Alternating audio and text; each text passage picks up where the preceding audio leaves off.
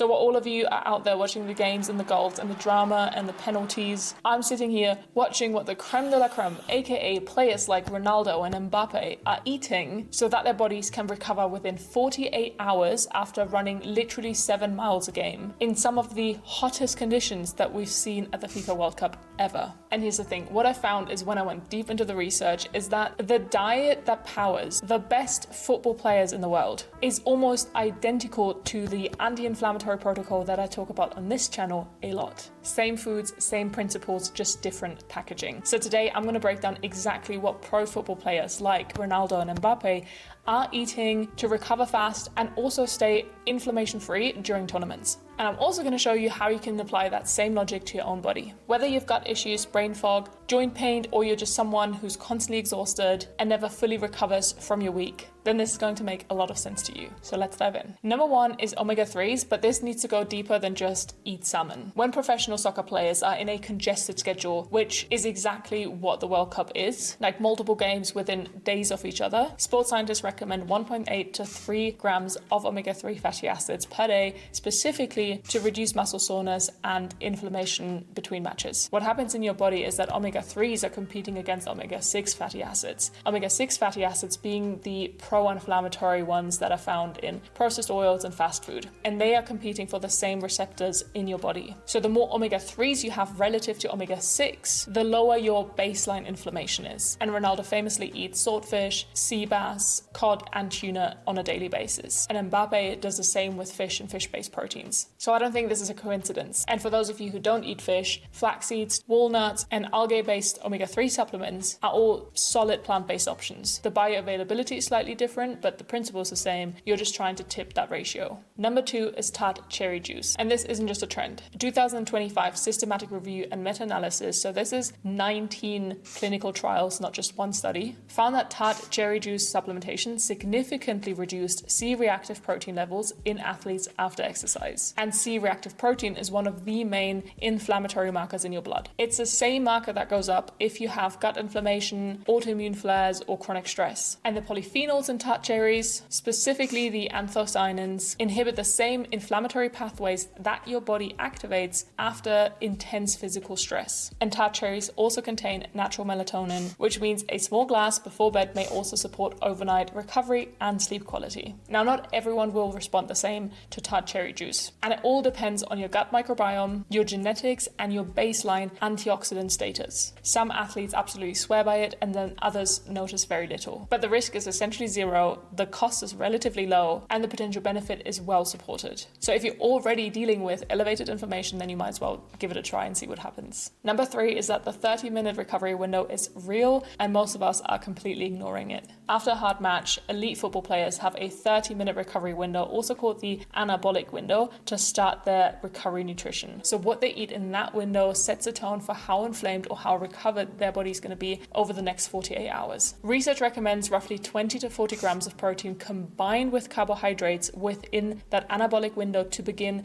restoring glycogen in the muscles and also kickstart muscle repair. Now you might be thinking, well, I'm not running 7 miles and I'm also not competing in the World Cup just yet. But I want you to think about this differently. If you've had a hard workout or a long stressful day at work, a bad night's sleep, or you're going through perimenopause where your body is already under hormonal stress, your body is also in a kind of recovery phase. And most of us eat our post-workout snack well after 2 hours, or skip it entirely, or grab something processed because we're tired. And then we wonder why we feel inflamed and exhausted the next day. So this post-workout snack does not have to be complicated. We can do Greek yogurt and some fruit, a protein smoothie with some nuts and bananas. In fact, smoothies, shakes, or liquid meals are actually ideal because they digest quickly and speed up the absorption. But for someone like you and me, just something real and whole with a good amount of protein within that window. Number four is they don't fear carbs, they just time them. I used to think that eating carbs is the enemy. I went through a phase where I went low carb, trying to lean out, doing fasted workouts, and just felt absolutely terrible. I felt super foggy and slow and irritable, but here's what professional football players actually do. They eat more carbohydrates on high intensity days and fewer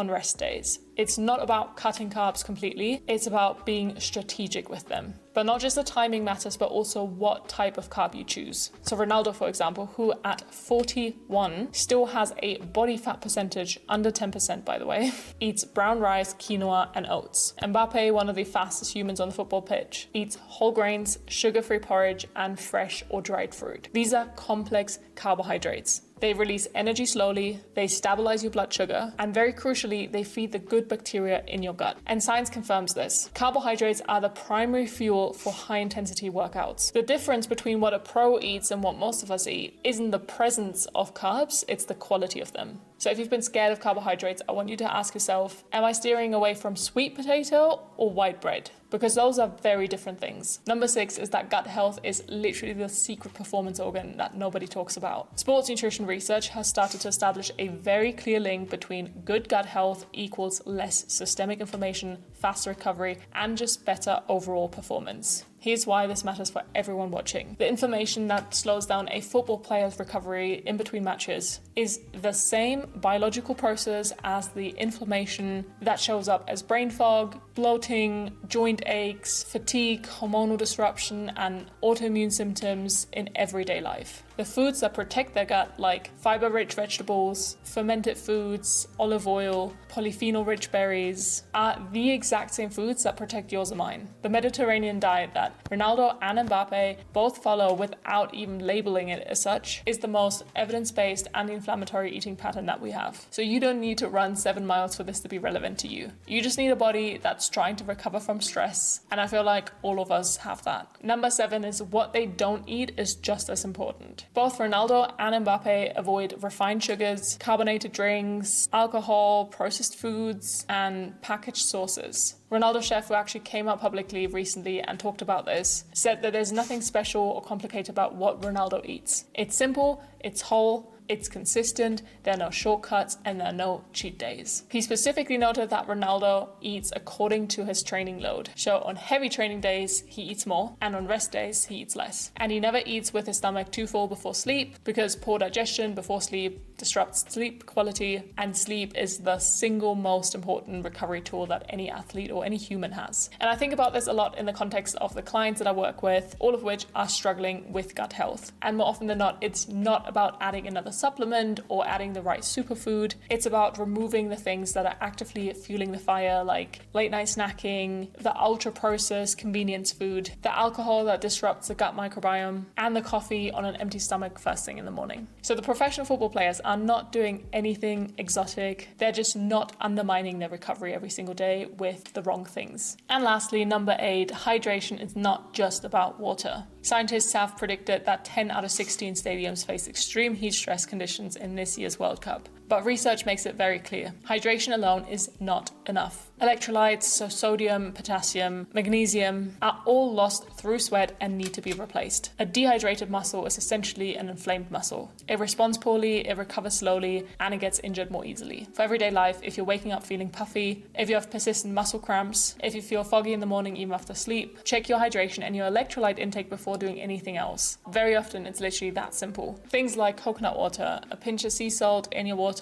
and mineral-rich foods like leafy greens and avocado. They're all staples of Ronaldo's and Mbappe's diet and absolutely sufficient if you don't want to get those overpriced electrolyte powders, some of which are even full of sugars and additives. So here's the big takeaway of all of this. The diet that fuels the best football players in the world is not complicated. It is colorful, it is whole, it is consistent, and just timed well. It prioritizes gut health and anti-inflammatory foods above everything else, and then adapts around training load and individual needs. The reason why these players recover in 48 hours is not because they're superhuman. It's because they've spent years building a body that has low baseline inflammation, a strong gut lining, and a nutrition strategy that immediately goes to work repairing the damage. And the good news is all of this is available to you too. Not to run at elite level, but to feel more like yourself. Less inflamed, less exhausted, more recovered, and just more clear. If you like this video, then you might also like this one, which is a what I eat in the day to reduce inflammation that actually tastes good with all the exact recipes. Or if you want to dive deeper into gut health, then this one here is the exact 30-day full protocol that I followed that reversed my gut damage, my acne, and my hormonal issues. So I'll see you in the next one.